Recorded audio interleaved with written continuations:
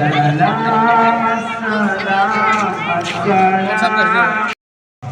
أيها الذين آمنوا قوا أنفسكم والنبي صلى الله عليه وسلم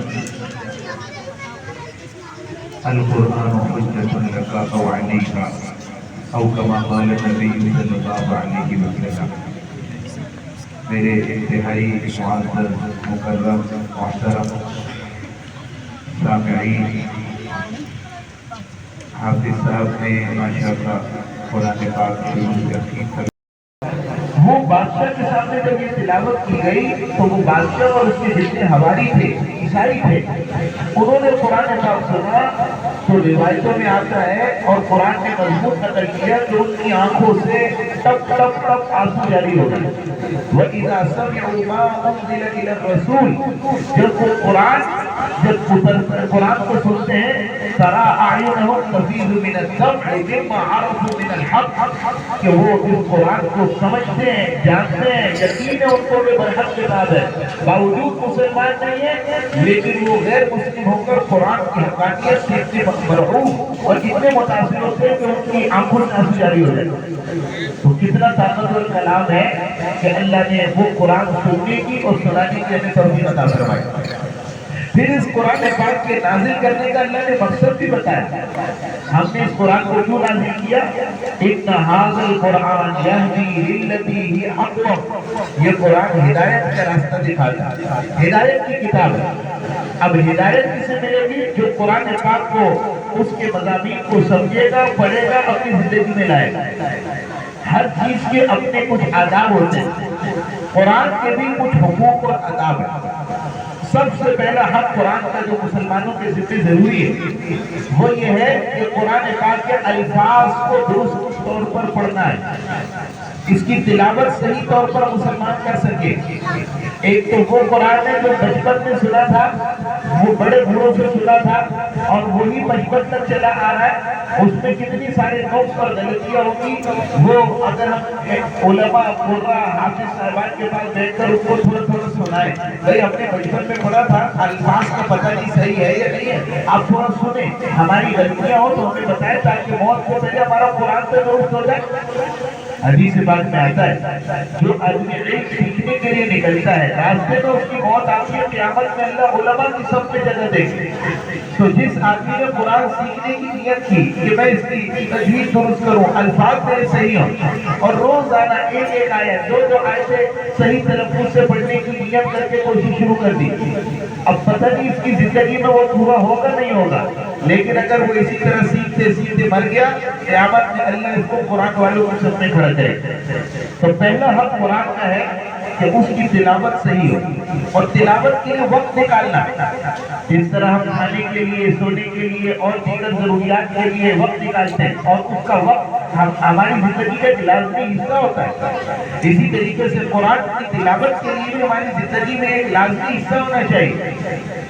مسلمان کا تو یہ مزاج بنایا، اس کا سونا بھی قرآن کے ساتھ ہو، اس کا جاگنا بھی قرآن کے ساتھ، اس کا دن بھی قرآن کے ساتھ ہو، اس کی رات بھی قرآن کے ساتھ. حضور اکرم صلی اللہ علیہ وسلم رات کو جب سونے لگتے تھے تو قل اعوذ برب الفلق اور ناس سورتیں پڑھ کر اپنے ہاتھوں پر دم فرما کر پورے بدن پر پھیرتے سونے لگتے. تو سورہ تبارک الذی 30 آیتوں پر مشتمل سورہ ملک اور سورہ الف لام میم سجدہ 30 آیتوں پر مشتمل. ان سورتوں کو پڑھے بغیر حضور سوتے نہیں تھے، یعنی سونے سے پہلے بھی قرآن. اب تک جاگ گئے تو سب سے پہلا کام کیا ہے؟ حضور اکرم صلی اللہ علیہ وسلم نے ارشاد فرمایا جب آدمی سو جاتا ہے تو شیطان اس کے اوپر 3 گٹھانے باندھ دیتا ہے. جیسے گٹھان کسی چیز میں باندھی جائے تو وہ جکڑ میں آ جاتی ہے، پکڑ میں آ جاتی ہے، تو شیطان انسان کے اوپر 3 گرے باندھ تو دوسری گرہ کھلتی ہے، پھر نماز پڑھتا ہے تو تیسری گرہ کھلتی ہے. ان 3 گروں کے کھلنے کے بعد فَأَصْبَحَ نَشِيطًا طَيِّبًا کہ پھر یہ پورا دن چست اور بیدار اس کا وقت گزرتا ہے. اس سے پتہ چلا کہ دن کا آغاز اللہ کی عبادت سے ہونا چاہیے. اور اس کے بالمقابل جو آدمی پڑھا رہے سوتا رہے فجر کی چھٹی قضا کر دی، بعد میں اٹھا تو حضور نے فرمایا فَأَصْبَحَ خَبِيثَ النَّفْسِ كَسْلَانٍ، فرمایا یہ خبیث النفس ہوتا ہے، طبیعت کے اندر اس کے خباثت رہتی ہے، نحوست رہتی ہے، کیوں؟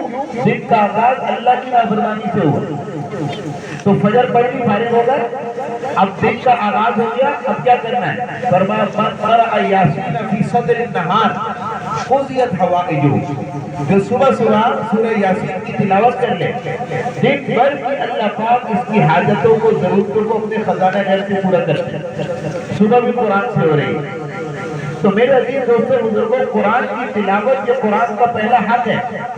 ہماری زندگیوں کے اندر قرآن ایسے لازم ہونا چاہیے کہ کھانا چھوٹ جائے، ناشتہ چھوٹ جائے اور ضرورتیں چھوٹ جائے لیکن تلاوت نہ چھوٹے، چاہے جتنی مصروفیت ہو۔ حضور اکرم صلی اللہ علیہ وسلم عالمی شخصیت تھی، عالمی انسان تھے، خاتم النبیین تھے، آدم علیہ السلام سے لے کے حضور تک جتنے انبیاء آئے ان تمام نبیوں کے اوپر مہر لگا دی حضور نے۔ اب حضور کے بعد قیامت تک کوئی نیا نبی نہیں آئے گا۔ جو دجال، فراڈی، دھوکے باز، ملعون نبوت کا کسی بھی انداز سے دعویٰ کرے گا، یہ کائنات کا بدترین کافر، ملحد، صدیق، واجب القتل ہے۔ حضور اکرم صلی اللہ علیہ وسلم کے بعد کوئی نیا نبی نہیں۔ آپ صلی اللہ علیہ وسلم کی امت قیامت تک، آپ کا نبوت کا زمانہ قیامت تک، آپ صلی اللہ علیہ وسلم نے تو یہاں تک فرمایا بُعِثْتُ أَنَا وَالسَّاعَةُ كَهَاتَيْنِ، میں اور قیامت ایسے قریب ہے جیسے دو انگلیاں قریب ہے۔ دو انگلیوں کی مشابہت کے اندر علماء نے کئی مطلب بیان فرمائے۔ ایک مطلب یہ ہے کہ جس طرح یہ دو انگلیاں قریب ہیں، اسی طرح میں اور قیامت قریب آ چکے ہیں۔ جب میں دنیا میں آ گیا تو قیامت ہی میں آنا ہے۔ اور دوسرا مطلب یہ جیسے دو انگلیوں کے بیچ میں کوئی تیسری انگلی نہیں ہے، میرے اور قیامت کے بیچ میں کوئی نیا نبی نہیں آئے گا، میں آخری نبی ہوں۔ یہ حضور نے امت کو سمجھا دیا۔ اب عالمی نبی، عالمی امت، پہلے انبیاء علیہ السلام کی عمریں زیادہ ہوتی تھی اور نبوت کا زمانہ تھوڑا ہوتا تھا اور امتیں بھی تھوڑی ہوتی تھی اور دائرہ محنت بھی مختصر ہوتا تھا۔ ایک ایک وقت میں کئی انبیاء موجود ہوتے تھے، مختلف ملکوں میں کام کر رہے ہوتے۔ آپ غور کیجئے، ایک ہی وقت ہے، ابراہیم علیہ السلام فلسطین میں ہے، حضرت لوط علیہ السلام اردن میں، پھر ابراہیم علیہ السلام فلسطین میں ہے، اسماعیل علیہ السلام مکہ میں، اسحاق علیہ السلام فلسطین میں، یعقوب علیہ السلام فلسطین میں، پھر اسی طریقے سے داؤد علیہ السلام بھی موجود ہے، سلیمان علیہ السلام بھی ایک وقت میں موجود ہے، پھر اسی طرح موسیٰ علیہ السلام بھی موجود ہے اور حضرت یوشع علیہ السلام بھی ایک ہی وقت میں موجود ہے، حضرت یعقوب علیہ السلام بھی موجود ہے فلسطین میں اور یوسف علیہ السلام موجود ہے مصر میں۔ ایک ہی وقت میں کئی انبیاء موجود ہوا کرتے ہیں۔ سورہ یاسین کی تلاوت کرتے ہیں تو اس میں اللہ کیا مضمون فرما رہے ہیں؟ وَاضْرِبْ لَهُمْ مَثَلًا أَصْحَابَ الْقَرْيَةِ إِذْ جَاءَهَا الْمُرْسَلُونَ إِذْ أَرْسَلْنَا إِلَيْهِمُ اثْنَيْنِ فَكَذَّبُوهُمَا فَعَزَّزْنَا بِثَالِثٍ، ہم نے ایک قوم تھی، اس میں دو رسول بھیجے، انہوں نے قوم نے دونوں نبیوں کا انکار کیا تو ہم نے تیسرا نبی پھر بھیجا، انہوں نے تیسرے کا بھی انکار کیا۔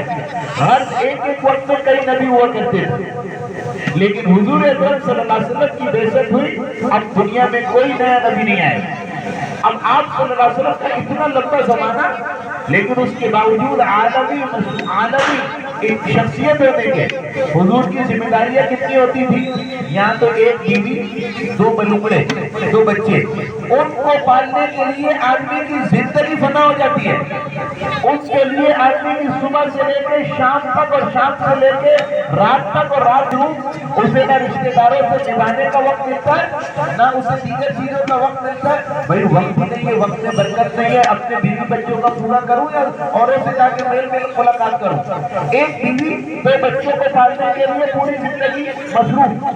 ہمارے نبی کی 11 بیویاں تھیں اور ایک وقت میں تھی، اور آپ صلی اللہ علیہ وسلم عالمی نبی، عالمی ذمہ داریاں، اور 11 بیویوں کو وقت بھی دے رہے اور اولاد کو بھی دیکھ رہے اور امت کو بھی دیکھ رہے اور امام کی حیثیت سے مقتدیوں کو بھی دیکھ رہے اور خطیب کی حیثیت سے آپ اپنے مجمع کو بھی دیکھ رہے اور حاکم کی حیثیت سے رعایا کو بھی دیکھ رہے اور قاضی کی حیثیت سے آنے والے مقدمات کے فیصلے بھی کر رہے اور داعی کی حیثیت سے گلیوں میں بھی جا رہے اور مجاہد کی حیثیت سے 27 مرتبہ خود میدان میں اترے، صحابہ کو میدان میں اتارا۔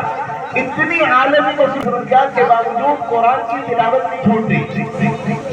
آپ صلی اللہ علیہ وسلم کے پاس ایک وفد آیا، آپ صلی اللہ علیہ وسلم نے فرمایا صحابہ کو ان کو مسجد میں بٹھا اور فرمایا میں آتا ہوں۔ کافی دیر کے بعد حضور تشریف لائے تو ان کو کافی انتظار کرنا پڑا، تو فرمایا بھائی میرا روزانہ تلاوت کا جو معمول ہے اس معمول کو مکمل کر رہا تھا، اس لیے آنے میں دیر ہو گئی۔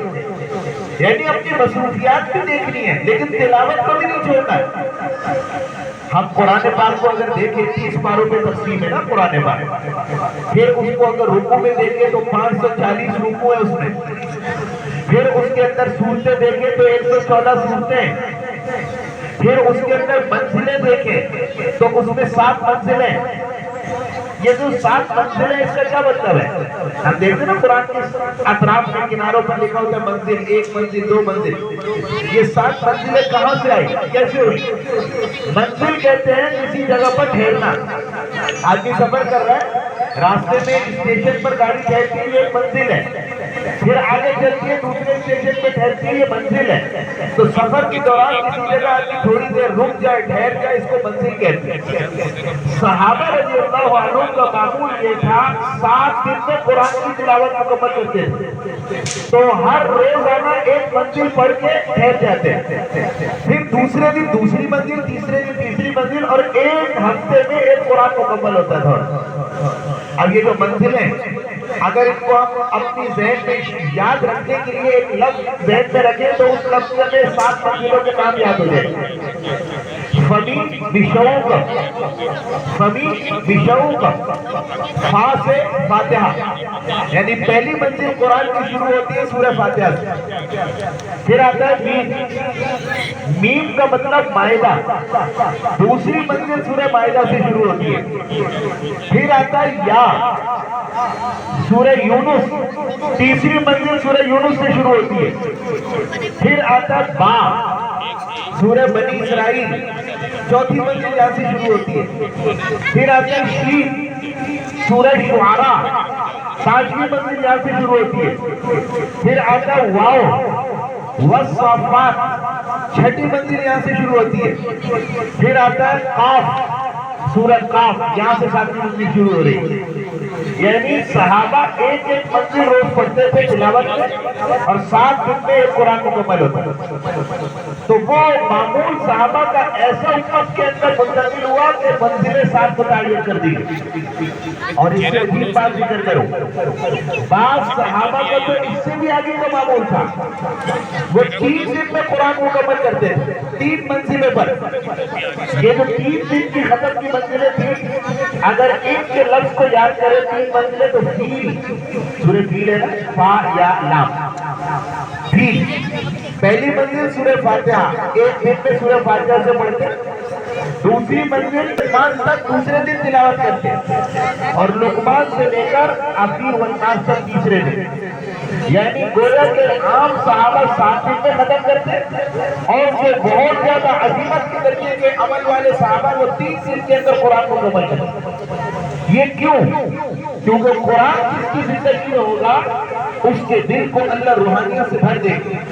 مسائل ہر ایک پر آئیں گے لیکن اللہ قرآن کی برکت سے اس کے دل کے اندر ایسی قوت بخشے گی کہ وہ مسائل اس کے لیے کوئی حیثیت نہیں رکھتے ہو، ہیچ ہوں گے۔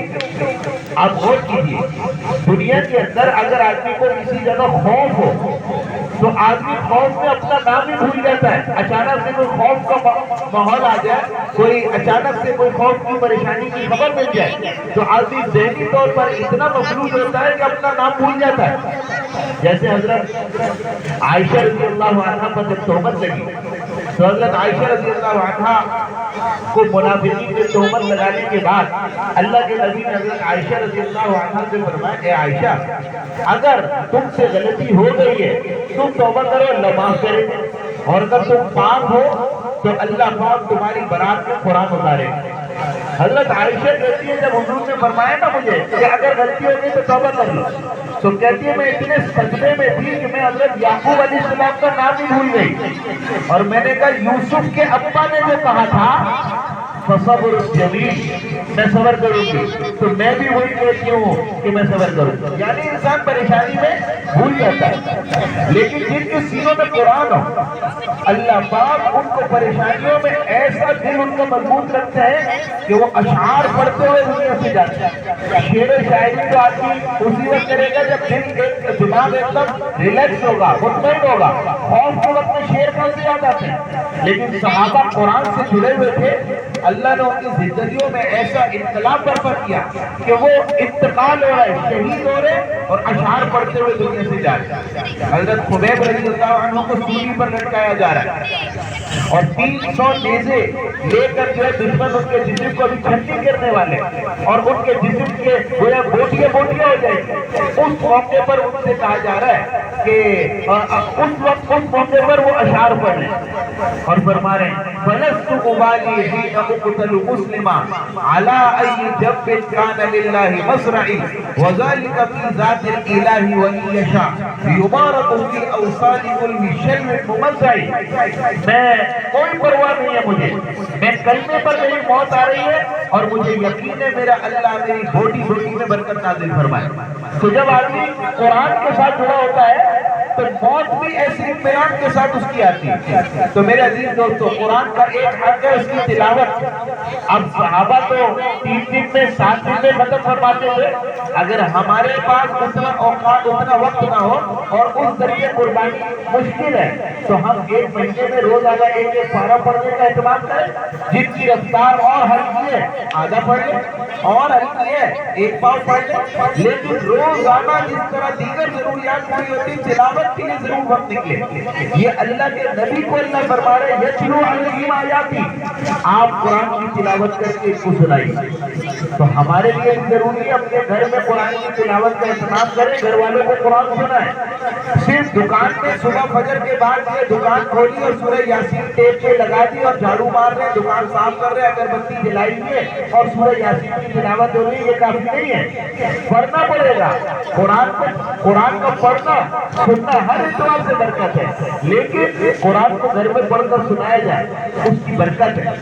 دوسرا ہم قرآن کا یہ ہے کہ قرآن پاک کو سمجھا جائے کہ قرآن کیا کہہ رہا ہے. اللہ کا فضل ہے علماء اکرام مختلف قسم کے درس اور وعظ و نصیحت اور بیانات کرتے ہیں قرآن کے مضامین کی تشریحات کرتے ہیں. تو ہم علماء کی مجالس میں بیٹھنے کی عادت ڈالیں پتہ تو چلے میرا اللہ مجھ سے کیا کہہ رہا ہے. اگر کسی تعلق والے کا جو ہے میسج آ جائے تو انسان کتنی محبت کے ساتھ اس کو پڑھتا ہے. بار بار اگر کسی خاص کا میسج آ جائے اور خاص کا میسج آ جائے تو انسان اس کو محفوظ کر کے سیو کر لیتے موبائل میں اور بار بار پڑھتا ہے بار بار اس میں دیکھتا ہے اور اپنے دل کو سکون اور ٹھنڈک پہنچاتا ہے. تو پتہ چلا اللہ پاک اپنے بندے سے کو کیا پیغام اور میسج دینا چاہ رہے ہیں اس کو دیکھ کر ہمیں روزانہ پڑھنا سمجھنا. اس کا طریقہ کیا ہے علماء دین کی نگرانی میں ان سے پوچھ کر مستند اہل علم کی جو تفسیر ہے ایک تفسیر مستند لے کر روزانہ تھوڑا تھوڑا اس میں سے مطالعہ کرنا اور روزانہ کی بنیاد پر جو ہے فرصت کے وقت میں اس کو پڑھنا تاکہ کم سے کم وہ صورتیں جو روز مرہ ہم پڑھتے ہیں سورہ یاسین سورہ واقعہ آخر کی کچھ صورتیں ان کے مضامین کو پڑھنا تاکہ نماز میں جب پڑھے تو اس کا مطلب ہمیں سمجھ آئے ہمارا اللہ ہم سے کیا کہہ رہا ہے. یہ دوسرا حق ہے. تیسرا حق قرآن کا یہ ہے کہ قرآن کے مضامین کو سمجھنے کے بعد اس کے اوپر عمل کرنا. قرآن پاک عمل کی کتاب ہے زندگی میں نظر آنی چاہیے. ایک ہمارے ماحول کا قرآن ہے جو 2 گھنٹوں کے بیچ میں ہمارے گھروں میں ہوتا ہے مسجد کے اندر الماریوں میں ہوتا ہے اور ایک صحابہ کے زمانے کا قرآن تھا کہ جو صحابہ رضی اللہ عنہ کے سینے میں تھا اور ان کی زندگیوں میں تھا زندگیوں میں نظر آتا تھا. قرآن نے حکم دیا نماز تو صحابہ جب اذانیں ہوتی تھی بازار کھلے چھوڑ کے مسجد جاتے. قرآن نے حکم دیا زکات. صحابہ اللہ کے نام پر خرچ کا ایسا جذبہ رکھتے تھے کہ ایک صحابی کو قرآن کی جب آیت اتری کہ تم میں کامل نیکی کو نہیں پہنچ سکتے جب تک تم اپنے مال کا بہتر مال خرچ نہ کرو. صحابی تھے حضرت ابو طلحہ انصاری. ان کا ایک باغ تھا, بہت قیمتی باغ, مسجد نبوی کے سامنے. اس کے اندر میٹھے پانی کا چشمہ, اور حضور اس باغ میں جا کے پانی پیتے, آرام فرماتے, نوافل ادا کرتے. اتنا خوبصورت اور یعنی ایسی لوکیشن پر واقع باغ تھا. آپ صلی اللہ علیہ وسلم کے پاس آئے, یا رسول اللہ قرآن کہہ رہا ہے کہ اپنی پسندیدہ مال کو خرچ کرو گے تو نیکی کی کامل درجے کو پہنچو گے. میرا سب سے کامل پسندیدہ مال یہ باغ ہے, یہ باغ اللہ کے نام پہ صدقہ کرتا. تو صحابہ عمل والے تھے, اللہ کے نام پہ خرچ کا حکم سنا, عمل شروع کر دیا. اللہ کے نبی کو حکم ملا, صحابہ کو حکم دیجیے کہ یہ صحابہ رضی اللہ تعالیٰ عنہ جو ہے معاف کریں. تو صحابہ کی معافی کا ایسا جذبہ ہوتا تھا.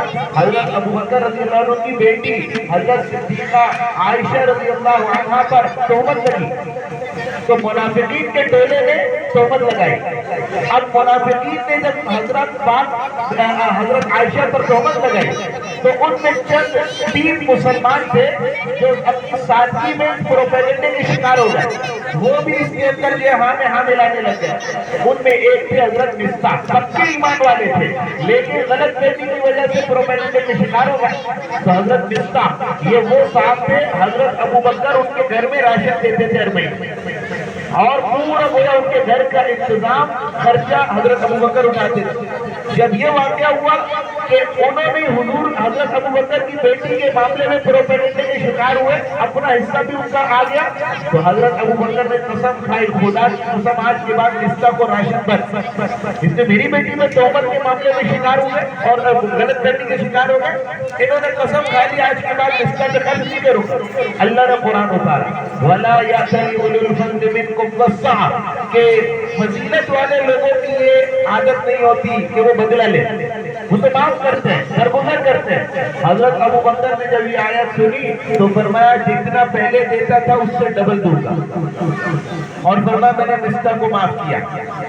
آج تو مسلمان کے لڑنے جھگڑنے کی وجہ کیا ہے؟ چھوٹی چھوٹی چیزیں. میرا بچہ بیمار ہوا, فون نہیں کیا, ہمارے بچہ چاند میں اچھے نمبرات لایا, مبارکباد نہیں دی, شادی کے اندر آئے اور جو ہے کیا نام ہے ہم سے ملے بغیر چلے گئے, تقریب کے اندر کسی اور کے واسطے سے پیغام پہنچایا, براہ راست ہمیں آگے نہیں کہا.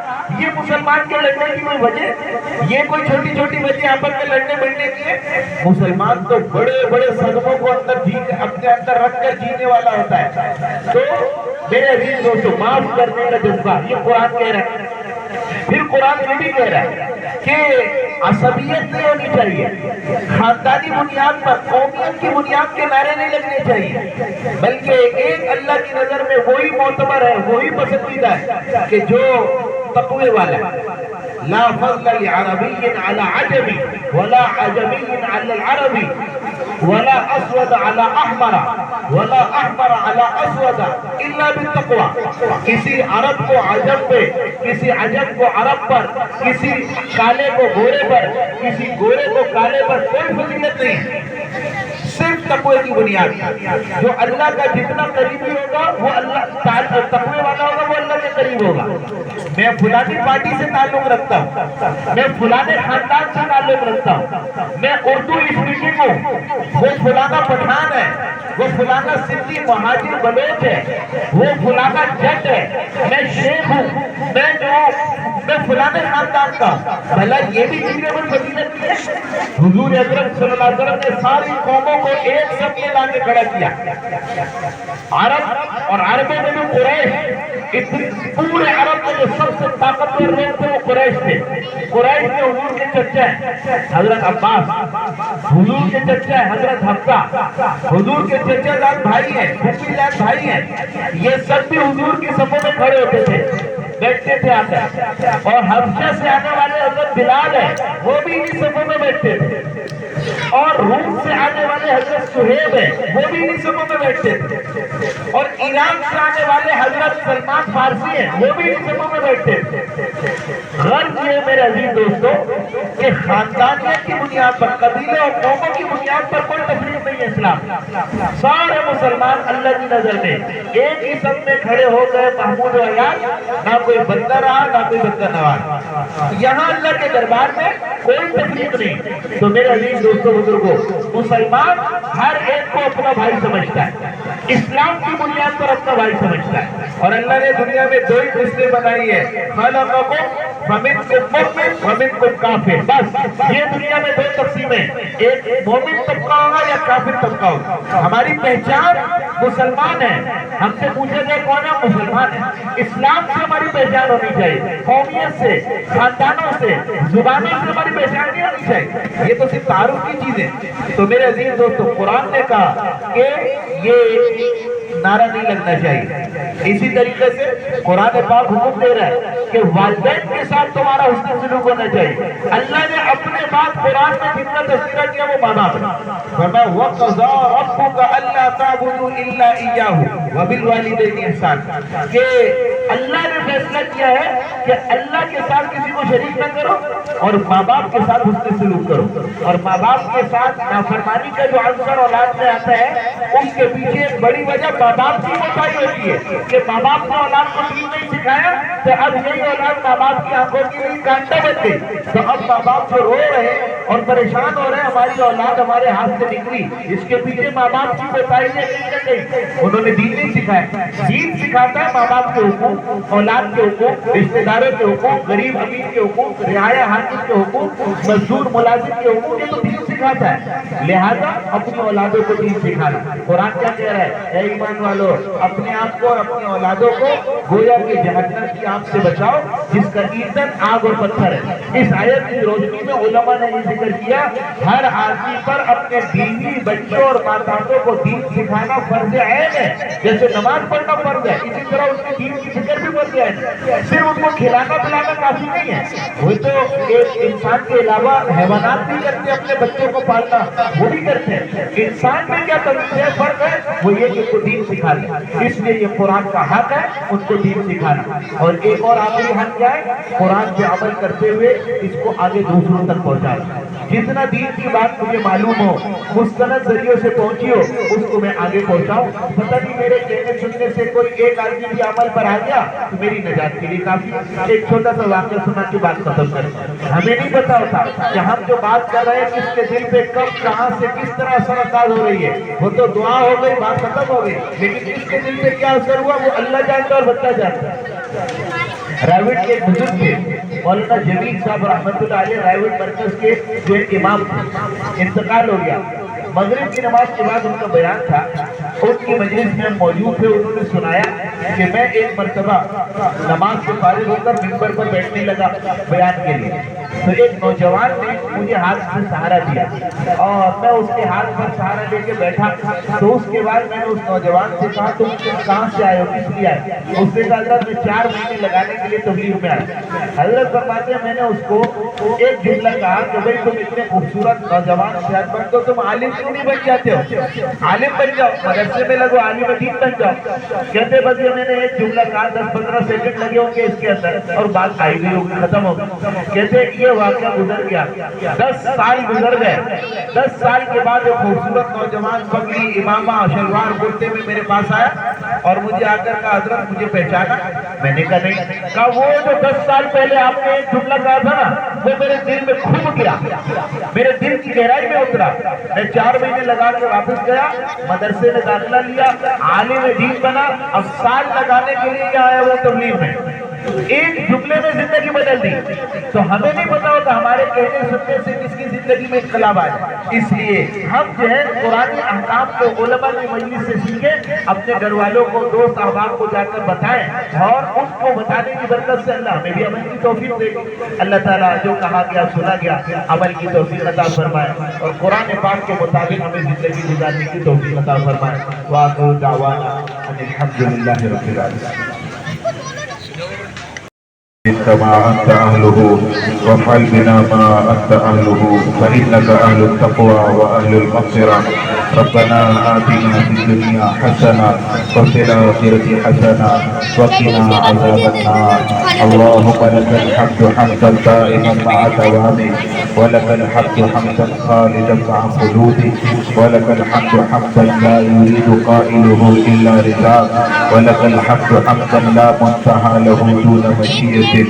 يا أول الأولين ويا آخر الآخرين ويا ذا القوة المتين ويا راحم المساكين ويا أرحم الراحمين. ربنا آتنا في الدنيا حسنة وفي الآخرة حسنة وقنا عذاب النار. اللهم صل على محمد عبدك ورسولك، وصل على المؤمنين والمؤمنات والمسلمين والمسلمات الأحياء منهم والأموات. اللهم صل على محمد وعلى آل محمد كما صليت على إبراهيم وعلى آل إبراهيم إنك حميد مجيد. اللهم بارك على محمد وعلى آل محمد كما باركت على إبراهيم وعلى آل إبراهيم إنك حميد مجيد. ربنا إننا آمنا فاغفر لنا ذنوبنا وكفر عنا سيئاتنا وتوفنا مع الأبرار. اللهم إنا عبادك وأبناء عبادك وأبناء إيمانك، نواصينا بيدك، ماض فينا حكمك، عدل فينا قضاؤك. اللهم إنا نسألك بكل اسم هو لك سميت به نفسك أو علمته في كتابك أحد من خلقك أو أنزلته في كتابك أو استأثرت به في علم الغيب أن تؤمن في علم الغيب. اللهم أن تجعل القرآن ربيع قلوبنا ونور بصرنا وجلاء أحزاننا. اب تک جتنے نیک لوگ دنیا میں آئے، انبیاء علیہ السلام، صحابہ کرام رضوان اللہ علیہ اجمعین، صحابیات، ائمہ مجتہدین، تابعین، تبع تابعین، اولیاء کرام، اور جتنے نیک لوگ دنیا میں آئے، اے اللہ ان سب کی روحوں کو اس کا ثواب پہنچا دیجیے، اور ہمارے جتنے اعزہ اقربا اس دنیا سے جا چکے ان سب کی روحوں کو بھی اس کا ثواب نشان فرما دیجیے۔ اس قرآن کے پڑھنے میں سننے میں جو کمی کوتاہی ہوئی اپنے فضل سے اسے معاف فرما دیجیے، اور اس قرآن کو ہماری زندگیوں میں لانے کی ہمیں توفیق نصیب فرما دیجیے۔ اے اللہ حافظ صاحب نے محنت کر کے قرآن پاک کی تیاری کر کے اے اللہ قرآن تراویح میں سنایا، پیچھے مجمع نے بڑی ہمت کر کے استقامت کے ساتھ پورا قرآن سنا۔ اے اللہ حافظ صاحب اور ان کے والدین، ان کے اساتذہ کرام، اور اے اللہ جتنے یہاں محبین، مخلصین، متعلقین اور ساتھی ہیں جنہوں نے تراویح کے لیے انتظام کیا، اے اللہ سب کی زندگیوں میں برکت نصیب فرما، سب کی زندگیوں میں برکت نصیب فرما، سب کی ضرورتوں کو خزانہ غیب سے پورا فرما، سب کی حاجتوں کو اپنے فضل سے پورا فرما، پریشانیوں کا خاتمہ فرما۔ اے اللہ ان سب کی زندگیوں میں دن دگنی رات چوگنی ترقی نصیب فرما۔ اے اللہ ہم سب کو روزانہ تلاوت کو تلاوت قرآن ادا کرنے کی توفیق نصیب فرما۔ اے اللہ روزانہ قرآن کو سمجھنے کے لیے کچھ وقت نکالنے کی توفیق نصیب فرما، قرآن پاک پر عمل کی توفیق نصیب فرما، قرآن پاک کو آگے پہنچانے کی توفیق نصیب فرما۔ اے اللہ اس پوری بلڈنگ میں اور اس پورے پلازا میں جتنے لوگ ہیں اے اللہ سب مسلمانوں کے اوپر اپنی رحمت برکت نازل فرما، ان تمام کی ہر ایک قسم کی ضرورتوں کو اپنے خزانہ غیب سے پورا فرما۔ گھروں میں جو بیمار ہیں ان سب کو صحت کلی نصیب فرما، جو پریشان حال ہے ان کی پریشانیاں دور فرما، جو اولاد والے ہیں ان کی اولادوں کو آنکھوں کی ٹھنڈک بنا، جو بے اولاد ہیں انہیں نیک صالح اولاد نصیب فرما، جو بچے شادی کی عمروں کو پہنچ گئے ان کے لیے بہتر سے بہتر اس کی ہدایت فرما، اور جو بچیاں اپنے گھروں کے ہیں انہیں اپنے گھروں میں خوش و خرم آباد فرما۔ اے اللہ ہمیں صبر اور تحمل والی زندگی نصیب فرما، استقامت والی زندگی نصیب فرما، معاف کرنے کا جذبہ ہمیں نصیب فرما۔ ہماری زبان کو غلط بول سے، ہماری آنکھوں کو غلط دیکھنے سے، ہمارے کانوں کو غلط سننے سے، ہمارے دل دماغ کو غلط سننے سے اور سمجھنے سے محفوظ فرما۔ اے اللہ ہمارے جسم کے ہر عضو کو گناہوں سے پاک فرما۔ اپنی بارگاہ میں اے اللہ روزانہ 5 وقت اپنی بارگاہ میں ماتھا ٹیکنے کی توفیق نصیب فرما۔ ہمیں اپنے در کا محتاج بنا، کسی کے در پہ ہمیں جھکنے سے محفوظ فرما۔ اے اللہ جتنے فتنے دنیا میں پھیلے ہوئے، جس نام سے پھیلے ہوئے، کوئی بزرگوں کو برا بلا کہہ رہا، کوئی صحابہ کو برا بلا کہہ رہا، کوئی نبی کے بارے میں گستاخی کر رہا، کوئی شان اقدس میں گستاخی کر رہا، کوئی عقیدہ ختم نبوت کے پر حملہ آور ہو رہا، کوئی ناموس صحابہ پر حملہ آور ہو رہا، کوئی بزرگان دین کی بے اکرامی توہین اور تذلیل کر رہا، ایسے سارے فتنوں سے ہماری حفاظت فرما، ایسے سارے فتنوں سے ہماری نسل کو محفوظ فرما۔ علماء دین کے ساتھ ہمیں جڑنے کی توفیق نصیب فرما، مسجدوں کے ساتھ ہمارا تعلق استوار فرما۔ گھروں میں مستورات ہیں، پورا مہینہ انہوں نے رمضان کے اندر سحری افطاری کے انتظامات کیے، لمبی چوڑی محنتیں کی، روزگاروں کے لیے انتظامات کیے۔ گھر کی مستورات کو بھی اے اللہ ہماری عبادتوں میں شامل فرما، انہیں بہتر سے بہتر بدلہ نصیب فرما۔ اے اللہ ان کی بھی تمام ضرورتوں کو خزانہ غیب سے پورا فرما۔ بہت سے گھروں میں تراویح کا عمل ہوا، قرآن پاک سنایا گیا۔ اے اللہ جہاں جہاں گھروں کے اندر حافظ صاحب، مولانا صاحب، ان حضرات کے گھروں میں بھی تراویح ادا کی گئی اور گھر کی مستورات نے بھی قرآن کی تلاوت میں تراویح میں تکمیل کی، اور بھی حاضرین مجلس میں اور جس پورے محلے میں جن کے گھروں میں قرآن پاک پڑھا گیا، سنا گیا، اے اللہ اسے اپنی بارگاہ میں قبول فرما، تمام بیماروں کو صحت نصیب فرما۔ ریاست صاحب ہیں، وہ بیمار ہیں، یہاں کے مستقل نمازی ہیں، پورا مہینہ تراویح میں شریک رہے، ابھی بیمار ہیں، اے اللہ انہیں صحت کلی نصیب فرما۔ اسی طریقے سے ہمارے احساس صاحب، ان کے والدین اور ان کے اعزاء اقربا اور ان کے جتنے قریبی رشتہ دار ہیں جو انتقال کر گئے، ان سب کی کامل بخشش فرما، اور ہم میں سے جن کے اعزاء اقربا انتقال کر گئے سب کی کامل بخشش فرما۔ جو بیمار ہیں انہیں صحت نصیب فرما۔ ہمارے مجمع میں بیٹھے ہوئے بہت سے ساتھی ہیں جو گھریلو پریشانیوں کے شکار ہیں، بچوں کی بیماریوں میں کے حوالے سے فکر مند ہیں، گھر کے کاروباری اعتبار سے پریشانیوں میں مبتلا ہیں۔ اے اللہ جو جس لائن کی پریشانی میں ہیں، آپ ان کی ناموں سے بھی واقف ہیں، ان کی ضرورتوں سے بھی واقف ہیں، ہماری ان کی تمام ضرورتوں کو اپنے خزانے غیب سے پورا فرما۔ اے اللہ حرمین شریفین کی حفاظت فرما، حرمین شریفین کے تقدس کو پامال ہونے سے محفوظ فرما، حرمین شریفین کی مقبول زیارت بار بار ہمیں نصیب فرما۔ اے اللہ فلسطین کے مجاہدین کی مدد فرما، وہاں کے مظلوم مسلمانوں کی مدد فرما، حماس کے مجاہدین کی مدد فرما، اپنے فرشتوں کے ذریعے سے ان کی مدد و نصرت فرما، اور یہود و نصارہ اور جتنا باطل مسلمانوں کو مٹانے پر تلا ہوا ہے انہیں ہدایت نصیب فرما، ورنہ انہیں نشان عبرت بنا، تباہ و برباد فرما، ان کے اسلحے کو انہی کی طرف لوٹا، ان کی تدبیروں اور مکر کو انہی کے اوپر استعمال فرما۔ ہم اے اللہ تمام دشمنوں کے مقابلے میں آپ کو آگے کرتے ہیں۔ اللہم انا نجعلک فی نحورہم ونعوذ بک من شرورہم، ہماری مدد فرما، امت مسلمہ کی مدد فرما، ہماری دعاؤں کو اپنے فضل و کرم سے قبول فرما۔ ربنا آتنا فی الدنیا حسنہ وفی الآخرۃ حسنہ وقنا عذاب النار، وصلی اللہ علی النبی الکریم وعلی آلہ واصحابہ وامتہ اجمعین، آمین برحمتک یا ارحم الراحمین۔